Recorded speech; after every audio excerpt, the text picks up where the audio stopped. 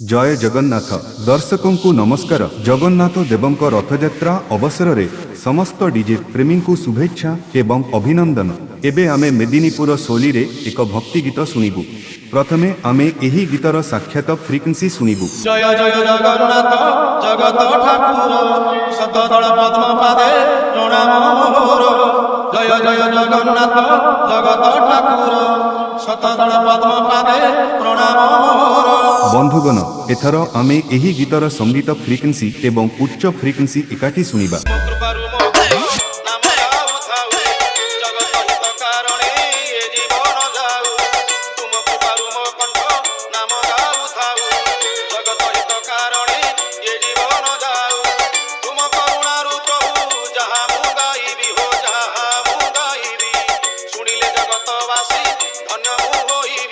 बंधुगण एपर्यंत आपण माने एही गीतर स्वर एवं मध्य फ्रिक्वेंसी उपभोग करिसंती। जगन्नाथ देवंक द्वारा एक भक्तिपूर्ण गीत एबे एहाकू रतन भैया तैयारी करिसंती। दर्शकगण आपणको मोबाइल बाहर करंतु एवं वीडियो तैयारी करिबा आरंभ करंतु। आसंतु एहाकू मिदनापुर सोली रे सुनिबा। जय जगन्नाथ।